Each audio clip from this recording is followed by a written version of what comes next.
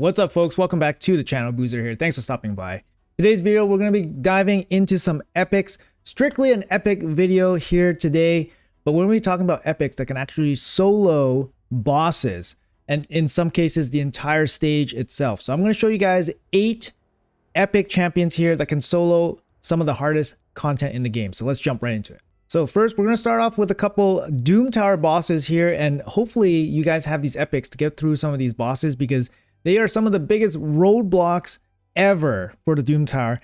And I'm talking about Bommal and the Scarab King. Both of these bosses have their own type of really hard restrictions in terms of what kind of champions you can bring into the fight. Against Bommal, you need insane amounts of healing. Against the Scarab King, you need some kind of shielding as well as healing. So it's really tough, especially when you have limited rosters, when you're first starting out into the Doom Tower. I'm on hard difficulty. I've cleared hard and normal, no problem. I farm it every month. But when you're starting out and you're starting to go up normal, it's incredibly difficult once you reach those roadblock bosses. So here are some options for you guys in terms of epics that are obviously more accessible than legendaries. And these epics can actually solo the bosses themselves. So I'll just jump into it right now. So the first epic we'll talk about actually here is from the Banner Lords. She is probably the #1 solo epic option for Bommal. Her passive keeps her alive ridiculously well. She is made for this fight. She's actually the easiest to gear in terms of, just stat wise. She can handle all the way up to Bommal 90. I've done videos with Lady Annabelle where she was a level 50, killing Bommal 50, so the second highest Bommal with Wukong. So Wukong also makes her incredibly good because it heals Annabelle by 50% of her max HP when an ally dies. So Wukong basically dying over and over again just gives her more and more healing. So it keeps her alive, keeps her topped up so that the bombs don't kill her, so that Bommal doesn't kill her. And they work perfectly together as a duo for that fight. However, Annabelle can actually kill Bommal by herself without help from Wukong. Wukong just kind of speeds it up. So for Lady Annabelle to do Bommal, you basically just put her in a regen set, an immortal set, give her high survivability, high HP, high defense, decent speed so that she can cycle through her regeneration healing per turn. She doesn't need accuracy or anything like that. And then just give her kind of War Master. She gets War Masters and she can pitch in some damage as well. But Lady Annabelle, my top epic pick to do Bommal. I wish I had her when I was climbing Doom Tower and then Bommal came into the scene, because Annabelle would have made things a million times more easy. So if you got her, make sure you guys 60 her just for the Bommal fight. She makes things a lot easy, and it's full auto. You don't even have to think about it. So great champion for that role. She can also be used in a pinch to land decreased speed and decreased and leech as well for Hydra. So she's actually not too bad there as well if you need somebody to land a decreased speed. So she's not just strictly a one-hit wonder against Bommal. She can actually play in other areas as well. So great champ overall. All right, so after that, we're going to head to another Bommal champion, an epic that can actually deal with him solo, and it's going to be Crimson Helm. One of the original champions that people worked on extensively to work against Bommal. So Crimson Helm here, unfortunately, the fight is a manual fight, and it's going to be between 15 and 20 minutes. What you're going to have to do is basically give Crimson Helm War Master, so the War Master kills them. And basically, you're cycling between the Revive on Death and the block damage in a regeneration set so that these two can kind of keep her alive, basically. So keeping the Revive on Death and the block damage. There's actually a very specific play style for it, so you're gonna have to look up some instructional videos on how to do it. I've never pulled Crimson Helm when I was climbing through Bommal. I pulled her too late when my roster was way progressed and I was already past Bommal, but she would have helped me a million times, made things a million times easier if I just had one Crimson Helm. So unfortunately, if you have her and you are stuck on Bommal, she is going to be your champion to get through her. Unfortunately, it's going to be a full manual fight though.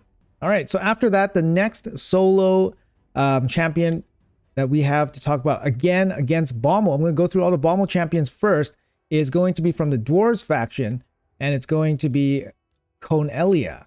Conellia can actually deal with Bommal up to 50 from what I've seen, and I haven't seen her fully empowered +4 yet. Maybe she can deal with Bommal 90 at her +4 stage.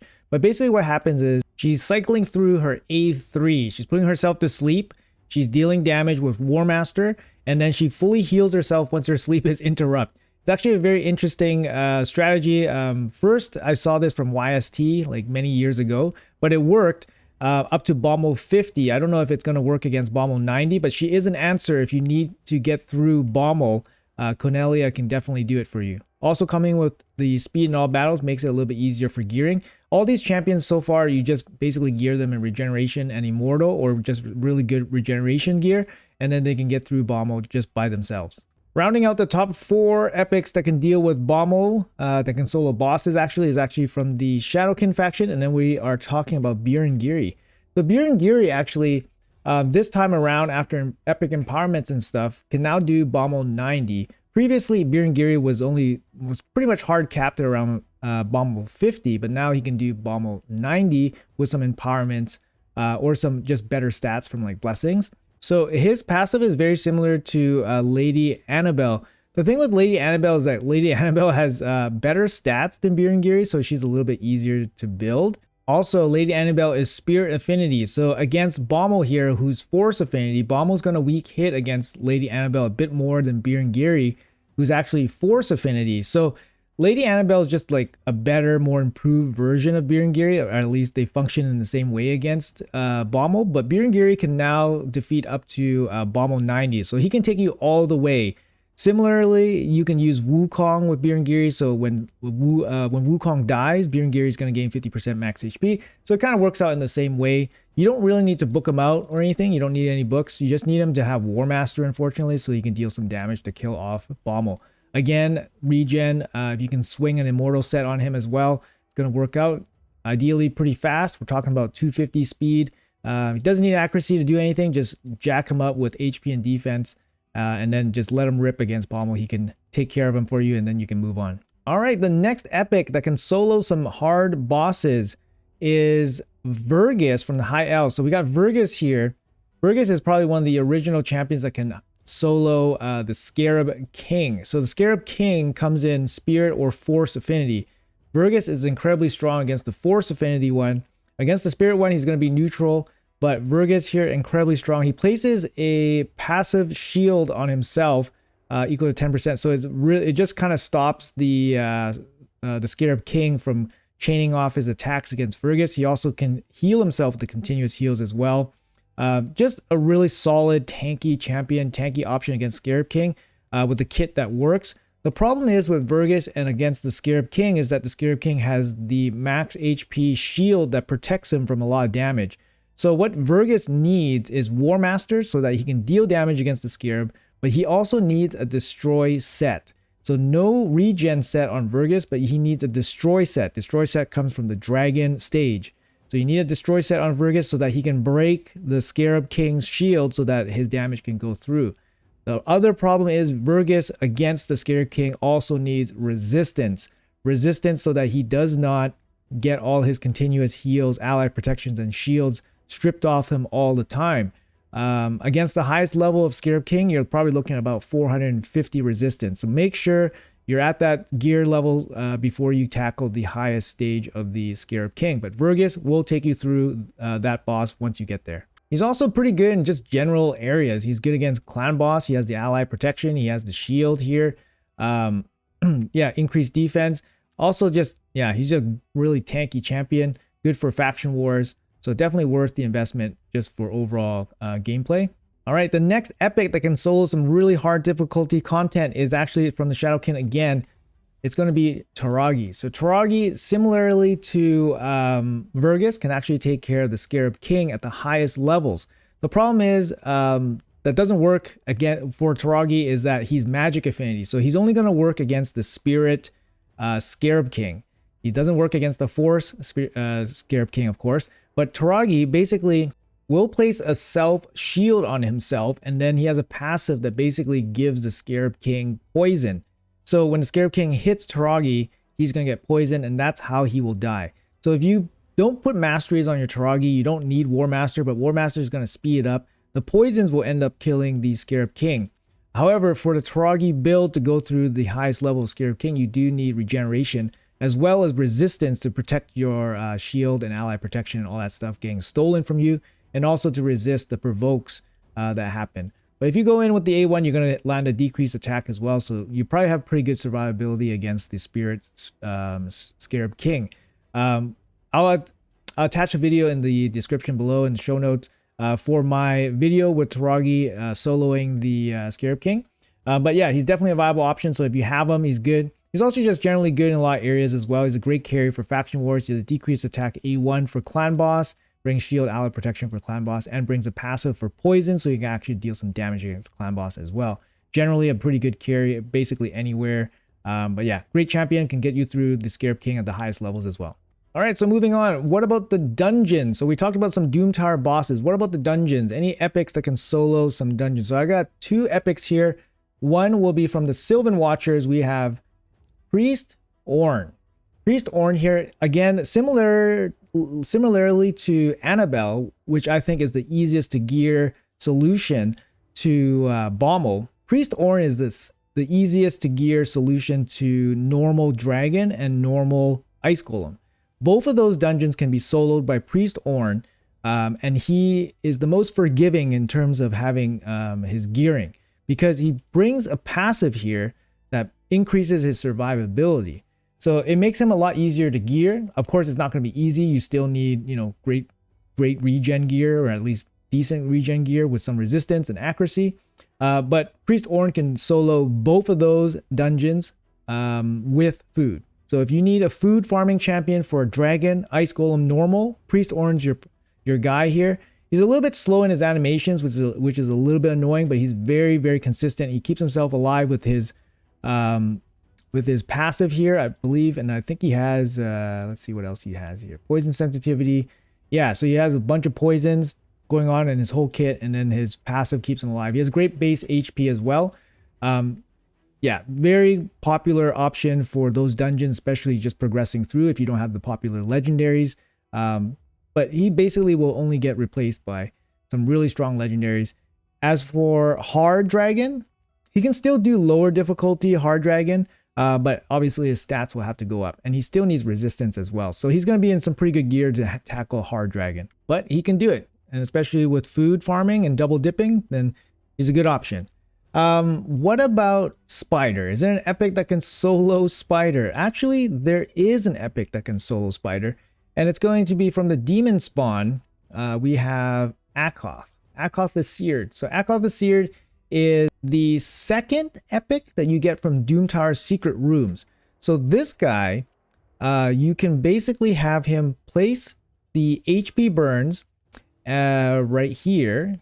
HP burns here. And yeah, in a healing set, a regen set, he can basically outlast the normal difficulty Spider. He can farm Spider 20 for you with 4 food without issue 100% of the time with a regen set. And as an epic, he's just really, really good. Super tanky and consistent champion. Has some built-in survivability here with the shield. Has a perfect HP burn ability here that works off of Spider. Has a built-in CC as well. Just good champion. He can definitely take care of Spider for you. So if you guys have him, maybe look into him for some solo options if you guys are lacking for Spider. All right, so those are the 8 epics I wanted to highlight in this video that can purely solo some really hard boss content basically by themselves.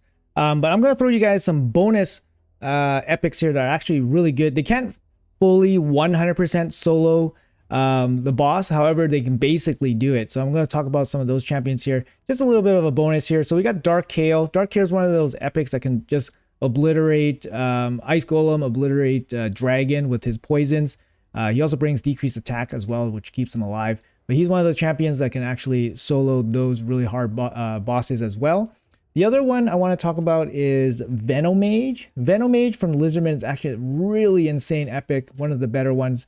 Maybe one of the best ones, to be honest. He brings a heal reduction, very good against Amius, decreased defense, and decreased attack, very good against Clan Boss. Poisons as well, very good for Clan Boss or just bosses in general. And then damage reduction, a little bit of damage reduction here on the passive, and then accuracy in all battles. Just an excellent, excellent epic. Venomage can actually solo the dragon as well. I believe she can solo dragon 20 with food by herself in just a basic like regeneration set. I don't even think resistance is needed, but Venomage definitely an option for you guys if you guys are looking for something to farm food with, just to be more efficient in some of those normal dungeons. Lastly, there's got to be a conversation about one of the best epics in the game. She can't solo content by herself, but she basically can solo everything with one other person. So a duel, we got Godseeker and Yuri, of course. Godseeker and Yuri, incredibly good against so many bosses and hard content. You can make teams around her for Bommal. She's obviously one of the key epics against Sand Devil. At one point, she was basically soloing Amius until they patched Amius. But yeah, Godseeker can't do it by herself, but she does it with one partner against Sand Devil, and she's one of the main ways you can access the highest levels of Sand Devil. And for that reason, she definitely belongs on a lot of these lists for solo epic champions. Anyways, guys, that's going to be it for the video. Hopefully you guys enjoyed it. It's a little bit different than what I usually do.